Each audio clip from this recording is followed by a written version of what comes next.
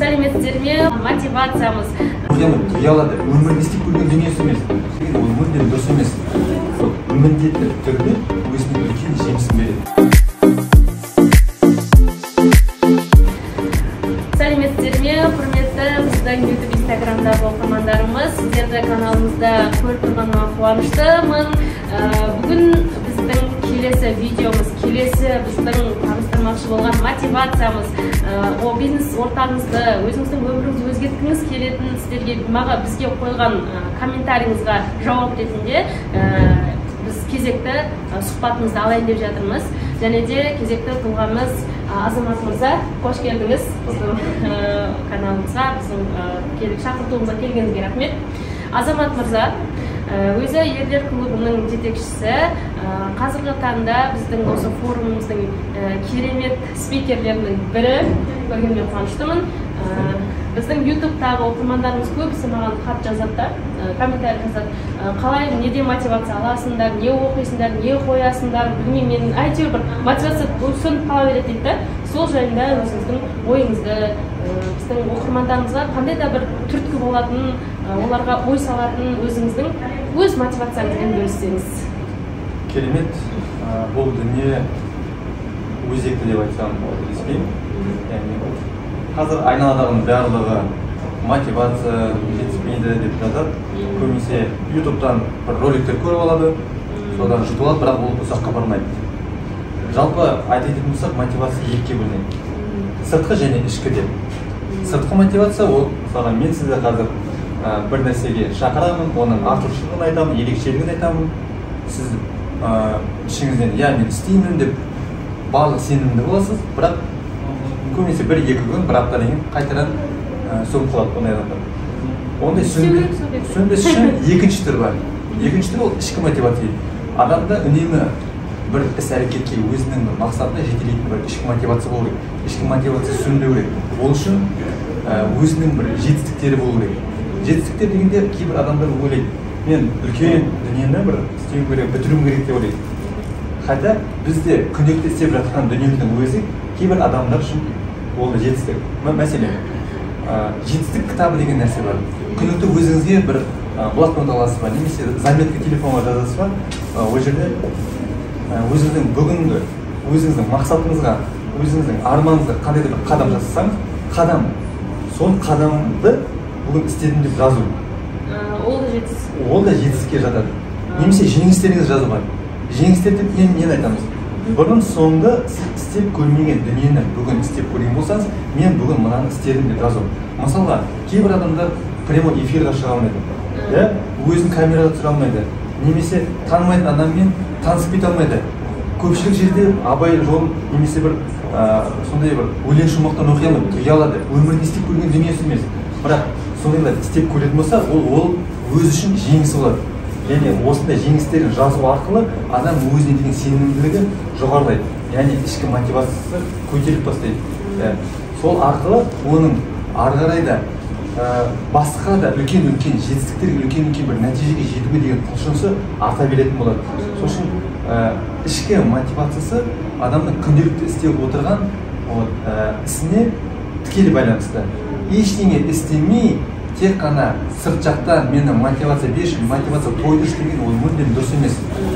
Әрдайым адам керісінше ішінен оны туғызу керек. Болсын бірдеңе істеп, жаңағыдай блокнотқа болсын, неге жазып отырса, ол міндетті түрде өзінің үлкен жемісін береді. Керемет. Мен де осыны жазып қоямын енді. Біздің оқырмандарымыздың көбісі тағы да енді қарапайым аналар ғой, көбінесе қарап отыратын жас аналар. Және де ол кісілер айтады маған да, сіз ол мен кеше ғана бір психологтан сөз естідім да, егер әйел кісі жұмыс жасап кетсе, ер кісі процент түсіп кетеді дейді, или болсам сен еркек болып кетесің, содан кейін сен ештеңе істеме деген бір ұғым емес, бір сондай сөз естідім да.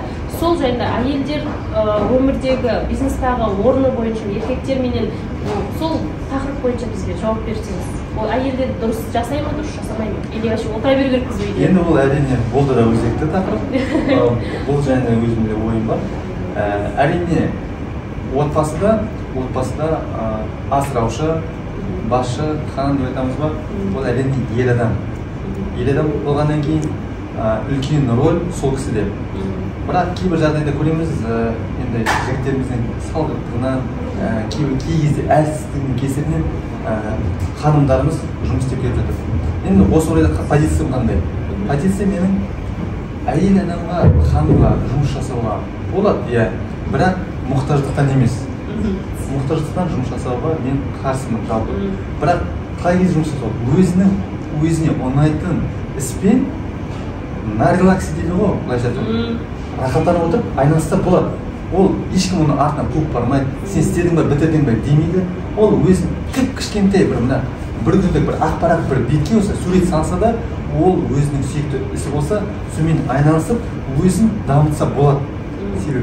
Себебі біздің ханымдарымыз, біздің болашағымыз, ер жігіт немесе қыздарымыздың аналарымызда өзінің бір сондай оқу даму жағынан да өзіне көңіл бөлу керек. Бірақ қайталап айтамын, жұмыс жасағаны мұқтаждықтан болмаған жөн.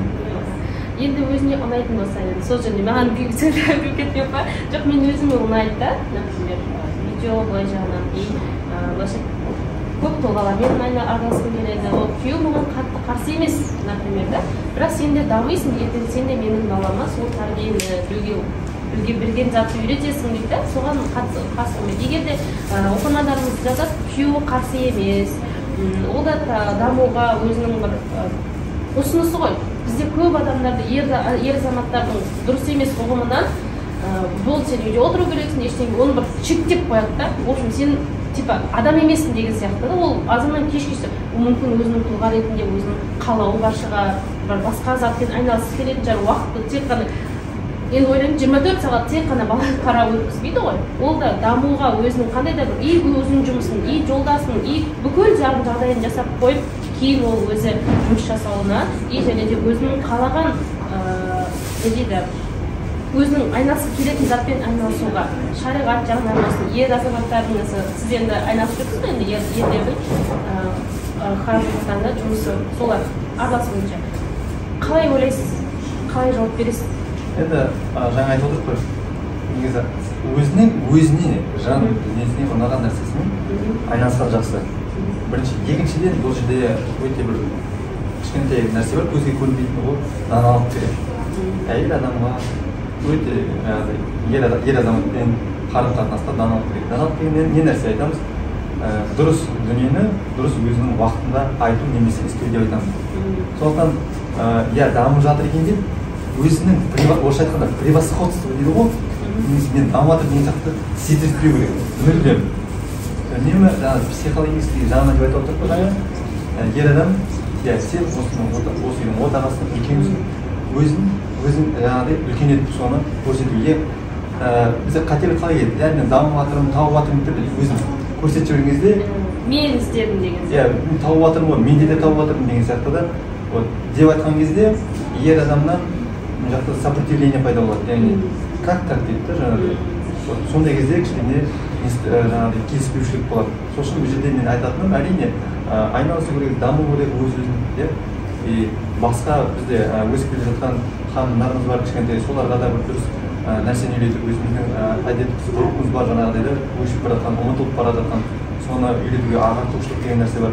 Соны ақырындап болады, яғни шариғи деп жатсыз ғой, шариғи шеңберден де шықпай, яғни ешкімге шариғат үйретпейміз, бірақ біз таразылаймыз сол нәрсе. Осы орайда айтатыным, әрине даналық керек. Рахмет, керемет сұхбат болды. Бізде сұрақтарымыз көп, уақыт жетпейді өкінішке орай. Сол себепті келгеніңізге біздің осы қарапайым студиямызға келгеніңізге рахмет. Және де бізде құрметті оқырмандарымыз, құрметті ютубта осы видеоны көріп тұрсыз ба? Ол сізге бекер емес. Алла тағала айтады ғой, барлық затты хайырлысын өзі біледі, Алла тағала. Бұл сізді видеоны көріп тұрсыз ба? Бұл да сізге хайырлы ма, хайырлы емес па? Бұл жайдан жай сізге бұл видео көрініп тұрған жоқ. Сол себепті егер де сіз бұл видеоны көріп тұратын болсаңыз, өміріңізге өзгерту, өзіңізді ойлаған бір қандай да бір ішкі жан дүниеңіздегі қалауыңызды табатын бір видео болды деп ойлаймын, негізі сұхбат болды деп ойлаймын. Сол жайында Алла қаласа бізде скоро 17 желтоқсанда форум сол форумда Азамат мырзамен офлайн түрде кездесіп, сол Азамат мырзаның өзінің консультациясын, егер де бізде VIP пакетте және экономика пакетте бар, соны VIP пакетте бірге консультацияңызды алуға бола ма? Тегін. Яғни билетпен бірге тренингбі бүкіл 11 спикермен тұратын бізде форумда бүкіл қазіргі масштабтағы сіз бизнес жасайсыз ба, тауарный бизнес жасайсыз ба, әлде онлайн жұмыс жасайсыз ба, әлде грант бойынша мемлекеттік гранттар жайында бүкіл стилистика, қай жағынан сізде бүкіл жағынан қамтылған үлкен бизнес форум, бизнес масштаб болып жатыр. Азамат мырза сол жерде өздері спикер болып сөйлейтін болады. Азамат мырзамен сұхбаттасам дейтін болсаңыздар, және де менімен сұхбаттасам дейтін болсаңыздар, келіңіздер, көріңіздер. Сіздерді күтеміз. Видео ұнаса лайк басып, комментарий жазуды ұмытпаңыздар. Сіздерді жақсы көреміз. Келесі видеоларда кездескенше сау, сәлемет болыңыздар. Рахмет. Сізге рахмет.